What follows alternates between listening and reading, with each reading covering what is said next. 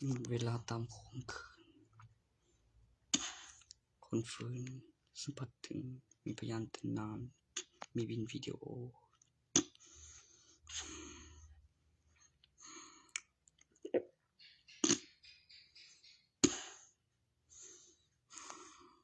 เป็นของเดิมหมดได้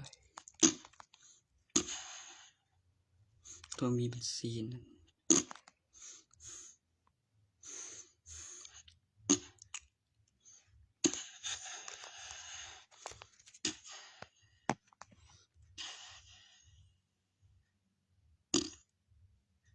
ไม่เลยบ่มีเลยแบบนี้มีแบบสไลด์ทั้งยัน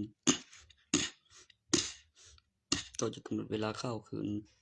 มีข้างนอกข้างในเอกสารเป็นคนเดินไม่ได้มีสื่อโดนประหารนั้น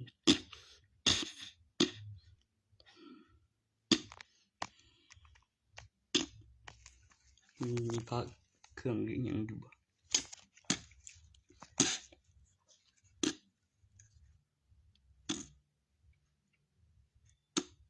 ประฆ่าตัวตายด้วยอาวุธเคยกินคนมาบีบกูไม่แจ้งตายไม่ตายจริง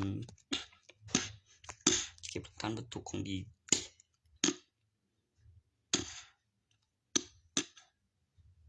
ไม่ปล่อยตัวประกันเป็นคนเดินไม่ได้บอกแล้วคือต้องฆ่าหลังจากมีกำหนดเวลาของคืนเข้าคืนมีคนฟื้นมีพยานถึงนานบินวิดีโอมันต้องประหารหรือฆ่าวัตถุนั้นบอกสไลด์ทั้งวิญญาณ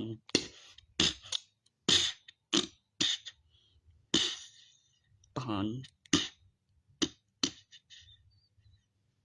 มีกำหนดเวลา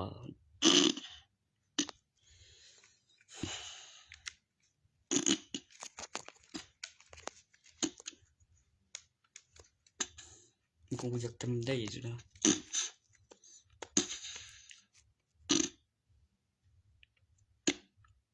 ไม่ก็มีตัวเมียจำได้เลยเกิดไม่สไลด์ทั้งวิญญาณเป็นคงนี้นะไม่ตายด้วยอาวุธนะสักนี้กูมีหลายคนดอกต้องทำพิธีต่างกับกินจากโรงพยาบาลตุกกิจวัตร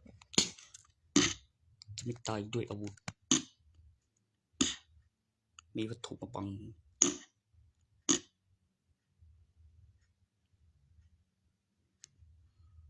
สนิมแดงดำมีปอดทั้งตะกุดเก็บได้เนื้อจุดยังมีประกันไม่แจ้งตายไม่ตายจริง